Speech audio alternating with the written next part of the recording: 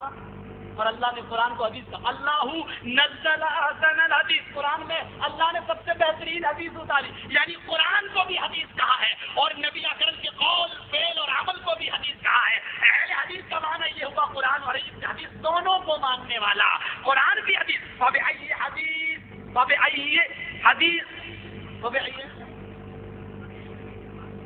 حدیث بعدہ یؤمنون، تم اس حدیث کے بعد، یعنی قرآن کو اللہ حدیث کہہ رہا ہے، فبأي حدیث بعدہ یؤمنون، تم اس حدیث کے بعد کس حدیث پر ایمان لاؤ گے؟ کون سی کتاب؟ یعنی اس قرآن کے بعد پھر اور کون سی کتاب پر تم ایمان لاؤ گے؟ اللہ یہاں پر بھی قرآن کو حدیث کہہ رہا ہے۔ الحمدللہ، ہم اہل حدیث کا مطلب یہ ہوا کہ قرآن و حدیث پر عمل کرنے والے۔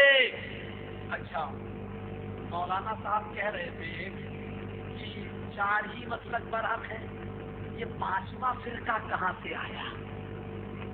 آج بیٹا باپ سے پوچھتا ہے کہ ابا آپ مجھ سے پہلے پیدا کیسے ہو گئے؟ یہ عجیب مسئلہ ہے، ہماری سمجھ میں نہیں آتا کہ بیٹا باپ سے پوچھ رہا ہے کہ ابا ہم سے پہلے پیدا کیسے ہو گئے؟ ارے باپ پہلے ہی نہ پیدا ہوگا، وہی مسئلہ ان کے سامنے ہے۔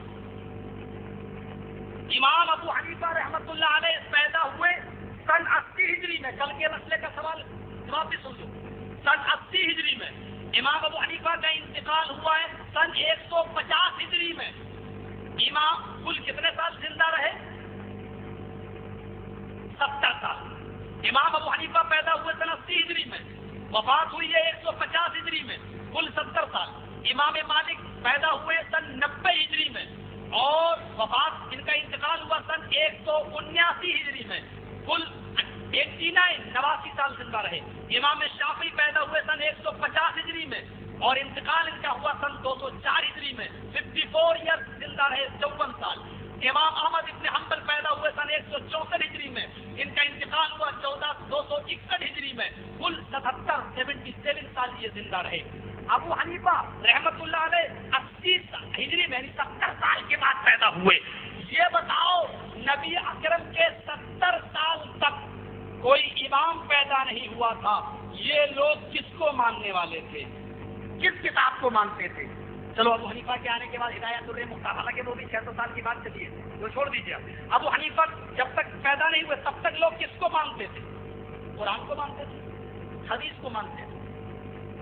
امام شافعی کے بعد شافعی کو مانے تو 80 سال تک، 70 سال تک جب تک کسی کو لوگ کوئی امام نہیں تھا، یہ لوگ کس کتاب کو مانتے تھے؟ قرآن کو، اور کس شریعت کو مانتے تھے؟ شریعت محمد کو، یعنی قرآن و حدیث کو، یعنی قرآن حدیث والے نبی کے زمانے ہی میں تھے۔ اس کا مطلب یہ ہوا کہ یہ فرقہ ایک جماعت نبی کے زمانے میں تھی۔ اور حنفی کب آئے؟ ابو حنیفہ کے بعد۔ شافعی کب آئے؟ امام شافعی کے بعد۔ مالکی کب آئے؟ امام مالک کے بعد۔ حنبلی کب آئے؟ امام احمد بن حنبل کے بعد۔ یہ چاروں بیٹے باپ سے پوچھ رہے ہیں کہ تم مجھ سے پہلے پیدا کیسے ہو گئے ہو؟ یعنی قرآن و حدیث والے سے پوچھ رہے ہیں یہ تم ہم سے پہلے کہاں سے آ گئے ہو؟ ارے وہ تو اولاد میری ہی، یہ ضروری نہیں کہ اولادیں سب نیک ہی نکل جائے، کوئی ناکارہ بھی نکلتی ہے، یہ کوئی ضروری نہیں ہے کہ سب شریف ہی نکل جائے۔ میرے بھائیوں، اولاد میری مجھ سے پوچھ رہی ہے، میری بلی مجھے کو میاؤ، الٹا چور کوتوال سے پوچھے چوری کیوں کی؟ یہ عجیب مسئلہ ہے۔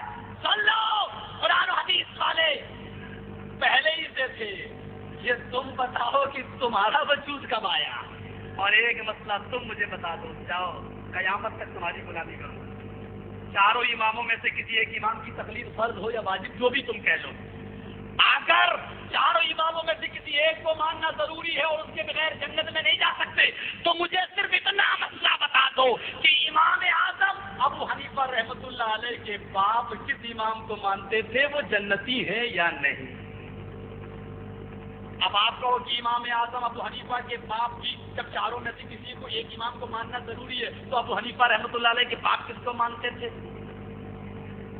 امام ابو حنیفہ۔ ارے ابھی ابو حنیفہ تو پیدا ہی نہیں ہوئے، یہ امام صاحب تو آئے ہی نہیں ہے، وہ کس کو مانتے تھے؟ سب چاروں امام تو تھے ہی نہیں، تو اس وقت جو امام تھا اس کو مانتے تھے۔ اچھا، اس وقت جو امام تھا تو پھر 5 امام ہونا چاہیے نا، تو 4 ہی کیسے رہ گئے؟ پھر جس کو تمہارے امام کا باپ بھی اپنا امام مانے، اس کو تم نے کیوں چھوڑا؟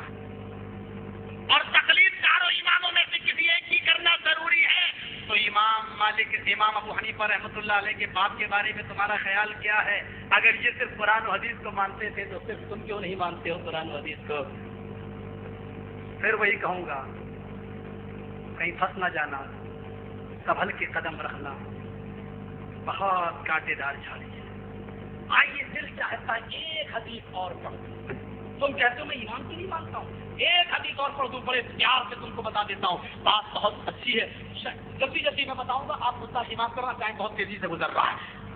حضرت ابو ہریرہ مال غنیمت کو دیکھ رہے ہیں، مال کی حفاظت فرما رہے ہیں، ایک شیطان انسانی شکل میں آیا اور لک بھر بھر کے اس میں بھرنے لگا مال دامن میں۔ ابو ہریرہ نے پکڑ دیا، اے چور!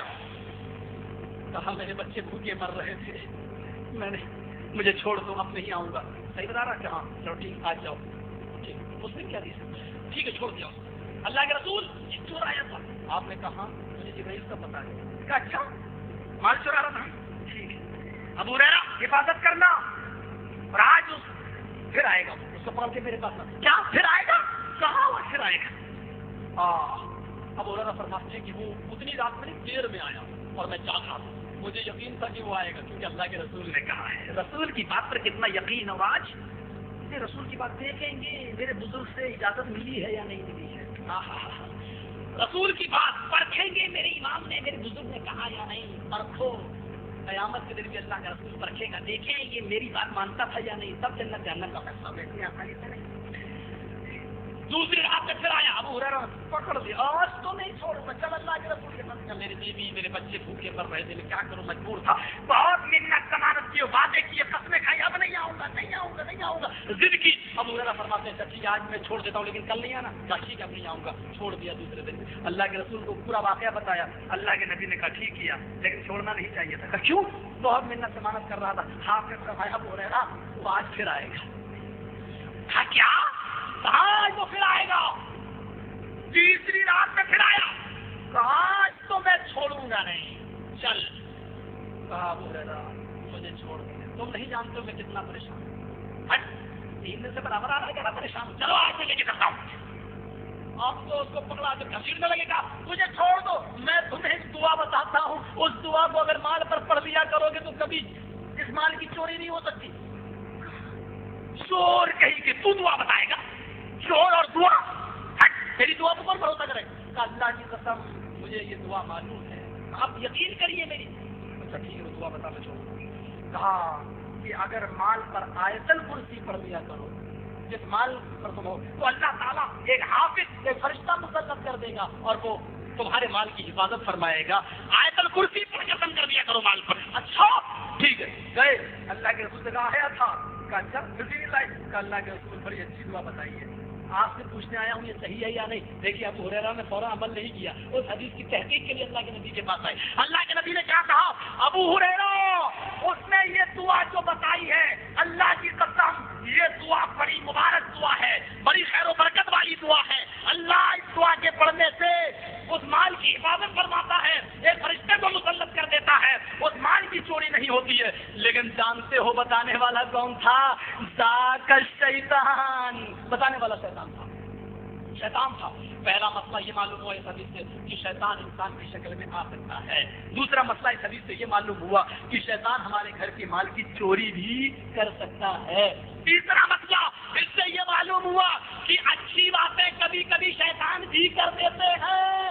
اور چوتھا مسئلہ اس سے یہ معلوم ہوا اہل حدیثوں پر تانے دینے والوں کہ یہ اماموں کو نہیں مانتے۔ اللہ کے رسول نے کہا ابو ہریرہ اس دعا کو پڑھ لیا کرو، مال پر تمہارے مال کی کوئی چوری نہیں کرے گا۔ شیطان نے یہ دعا بتائی ہے لیکن یہ دعا بہت اچھی ہے۔ اس حدیث سے ایک مسئلہ یہ معلوم ہوا کہ اگر شیطان کی بات کی تصدیق محمد رسول اللہ کر دے اور شیطان کی بات پر رسول کی مہر لگ جائے تو شیطان کی بات بھی حدیث بن جاتی ہے۔ غور کرو مسئلہ، شیطان کی بات کی تصدیق اگر محمد رسول اللہ کر دیں اور شیطان کی بات پر مہر محمد رسول اللہ لگا دیں تو شیطان کی بات کی حدیث بن جاتی ہے۔ ہم تو شیطان کی بھی وہ بات ماننے کے لیے تیار ہیں جس کی تصدیق محمد رسول اللہ کر دیں۔ ہم تو ہر اماموں کی بات کیوں نہیں مانیں گے، لیکن تصدیق جناب محمد رسول اللہ کو کرنی چاہیے، تصدیق وہی ہونا چاہیے۔